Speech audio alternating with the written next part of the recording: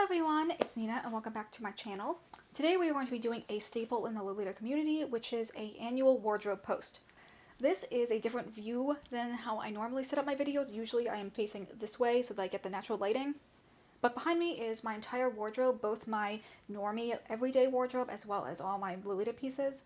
This rack is from IKEA, and as we go through the dresses, you'll see a lot of them are hung on pink velvet hangers. Those are from Better Homes and Gardens, and I'm pretty sure you can only get them in store at Walmart's. I think they're really cute, and I definitely want to get more in the future because I really like how velvet hangers allow you to hang more clothes more tightly together, as opposed to having the bulk of a really thick plastic hanger. Over here you can kind of see I have a nightstand sort of situation that has all my jewelry on top, and then there are drawers that I use to hold my headwear. And then below this clothing rack, I also have other containers that have my over-the-knee socks as well as some other headgear. For this video, I'm only going to go through my main Lolita pieces as opposed to going through every single piece of jewelry or blouse that I own. At least for me, when I watch wardrobe videos, I usually only like to see the main pieces, so that's just what we're going to do today. For my wardrobe, I have 18 main pieces, and half of them are Angelic Pretty. Then I have 2 pieces from Baby, one Alice and the Pirates, and the rest are handmade or off-brand or Taobao. So without further ado, let's get right into the video. Starting off, we have this dress, which I believe is called Miss Kowloon. This is from the Taobao brand Lingxi. I'm going to put probably a full list of all the names in the description as well as on the screen somewhere down here as well, just because I probably will mispronounce or forget some of them. But regardless, this dress is going to be my wedding dress. I actually made a whole separate video about why I'm wearing Lolita to my wedding. This dress is pretty simple. It has a couple nice like little pearl details on it, as well as this 3-tiered bottom. So far I haven't worn it out because I'm waiting to wear it for my wedding, but after that I'll try and court it with more traditional Lolita ways. The next dress I have here is, I've seen translated a couple different ways, but I usually call it Little Devil. And this is from the Taobao brand Magic Tea Party, which I think is relatively popular. It's just kind of got a general creepy cute type of print with these cherries and other small items that have eyeballs on them. I got this at the beginning of the year and I haven't had a chance to wear it out because I ended up doing a different look around the Halloween season instead. But I definitely want more opportunities to wear it in the future.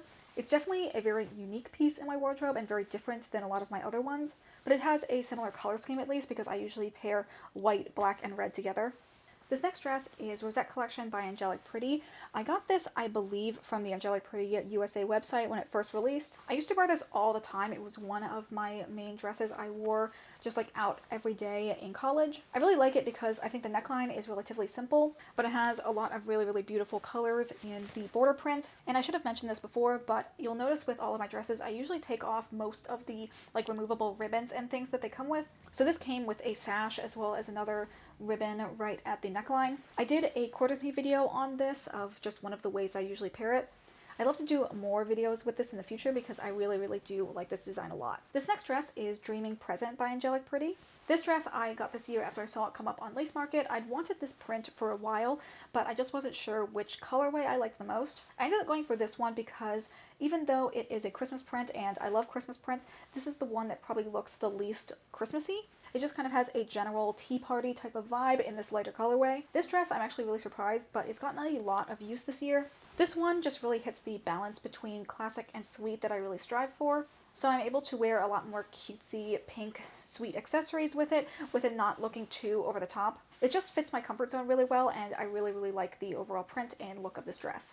This next dress is Cream Cookie Parade by Angelic Pretty. This dress I'm pretty sure I got on Closet Child not long after it was originally released. This for some reason is not a very popular cut, but I really like the print of it. I've realized over the years I really like larger prints on Angelic Pretty just because I feel like I can see so many of the details more easily then. This one has a lot of chocolate themed cookies and baked goods and ice cream on it, so it has a more darker color palette, which I like. One thing I don't like about this dress is it has these non-removable waist ties in the front, and I hardly ever wear waist ties on any of my dresses, so the fact that I can't take these off is a little annoying. But overall, this dress is really comfortable. I really like the length of the sleeve and just like the overall design of it, so I get a lot of wear out of this. This next dress is the only skirt in my collection, and it is Angelic Pretty's Holy Night Story. This is one of my all-time favorite prints from Angelic Pretty. I just think it's really beautiful, and it also has that perfect balance of sweet and classic. My favorite part is definitely this rocking horse over here. It's so adorable.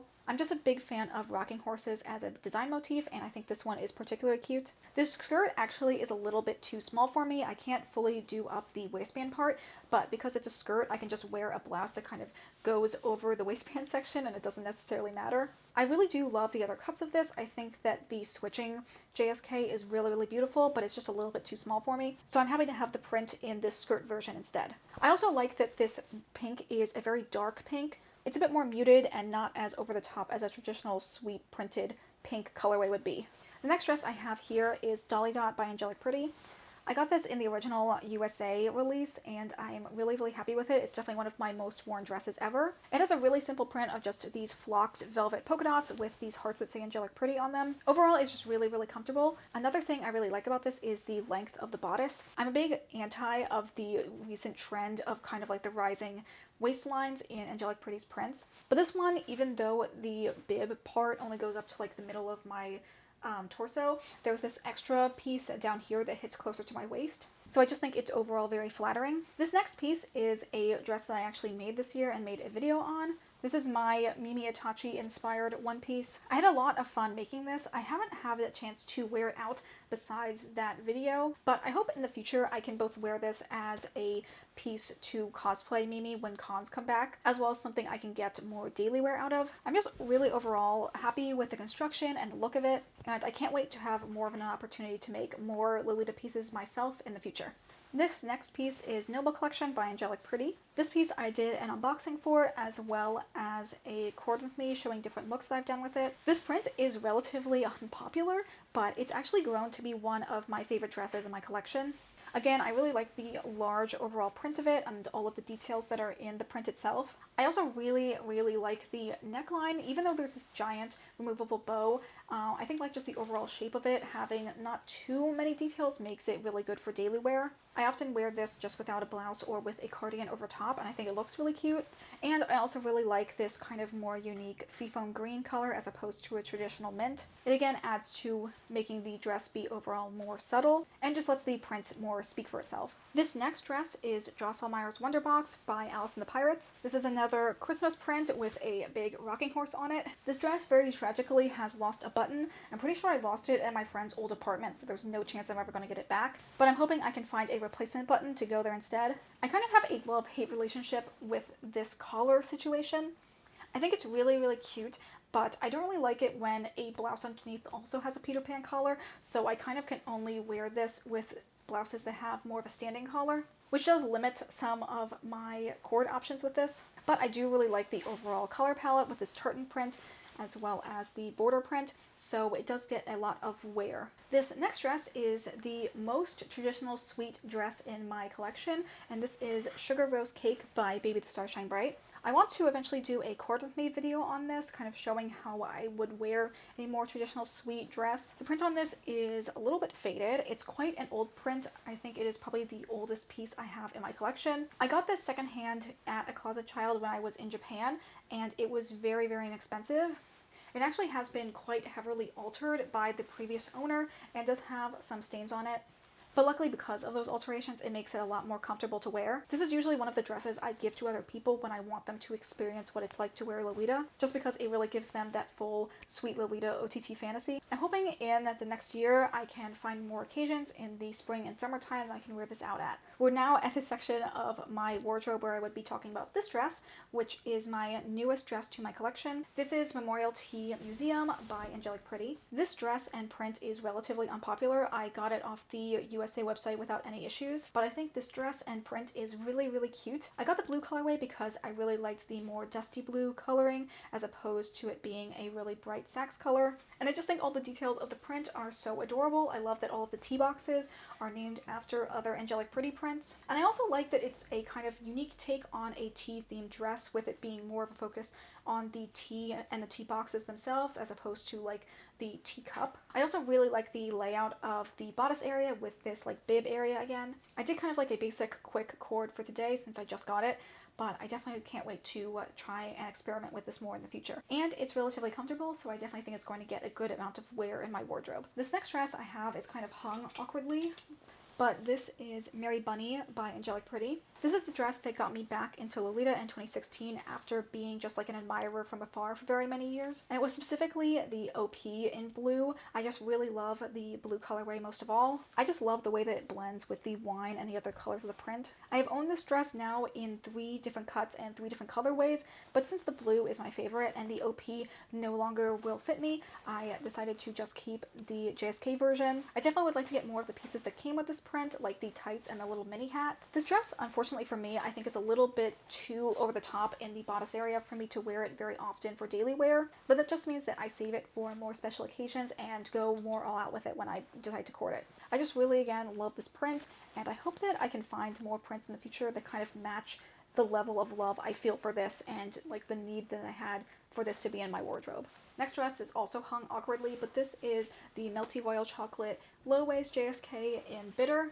The sort of like embossed chocolate jacquard prints from Angelic Pretty are some of my all-time favorites. This dress is actually the very first dress I bought off of Lace Market after getting back into Lolita, and I'm really glad I got it. Obviously, my favorite version of this jacquard print is the Melty Ribbon halter neck JSK, but that version of the dress is coveted by pretty much everyone because it's just so beautiful. But I'm still happy I have this version. I really like the low waist JSK because it's a little bit shorter than a traditional JSK, so it's more easy to move in and better for daily wear. I also just like the chocolate jacquard prints in general. I feel like they're very hardy, so they can really take a beating and are able to be worn over and over again. I really hope Angelic Pretty brings back doing the jacquard. I think it's really, really beautiful, and yeah, I just would love to have more versions of this print in other colorways. Even though I do think the Bitter is the best, I just really like the dark, like rich tone of this brown. We're getting close to the end. We just have my 3 black dresses left. This dress is Dark Magic Party by Infanta. This is my obligatory Halloween print. I like this print over other Halloween prints because it does mix wine with the black and the cream, so it matches a lot of my wine accessories. Overall, the print I think is pretty cute. It's definitely not like my favorite in my collection, but it has a very like useful place there. I have the waist ties kind of sadly dangling off the side, but I really like that they have this little fringy detail on them. I think it's really cute. Overall, it's not my favorite dress that I have, but it is comfortable and it serves a very like useful purpose of having like a staple Halloween timey dress. This next dress I have here has kind of a long name. It's something like Wonder Poodle Pocket Lala from Baby the Star Shines Bright. This dress I also got in Japan at Closet Child, and it's definitely one of my most worn dresses overall. This is another one I often wear without a blouse or with a cardigan on top to kind of turn it into a sundress type of look.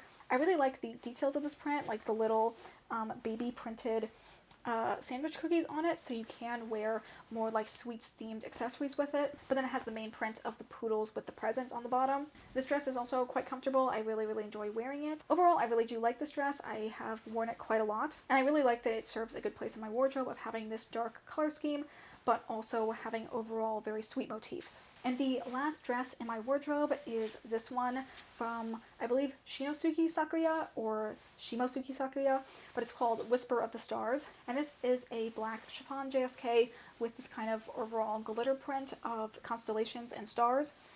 The stock photos for this dress really don't do it justice. It has so many beautiful details of it in person. I also like that this dress came in 2 cuts, one with a more traditional waist and one with a high waist, so I could have my lower waist option. I also have the option that has this really pretty, like kind of falling star trim at the bottom, and it has full back shirring, so it's very comfortable. This dress I definitely want to wear more in the new year. I think I've only worn it once myself, and then I've given it to my fiance to wear a couple times. It's really cute, and I do have a lot of more dark accessories that I think I could wear with this to make it have a more overall gothic tone to it. But yeah, overall it's very beautiful and is at a really good price point. Okay, so those are all of the main pieces in my Lolita wardrobe. I'm going to have another video coming up in the next couple weeks that will talk about more of my goals and plans for Lolita moving forward in the new year. But as it stands right now, I am really happy with my wardrobe. I think it's at a pretty good size as it is right now. I think if I end up getting any main pieces this year, I'd like to just get only 2 so I can have it at an even 20. But overall, my goals are going to shift more towards getting more accessories that I can use to kind of reinvent the coordinates that I can do with the pieces I have already. But anyway, thank you guys so much for watching. I hope you all have a wonderful day. Please consider subscribing if you aren't already. I make videos on Lolita and BookTube content here pretty regularly. But anyway, that's it for me today, and I will see you all in the next video.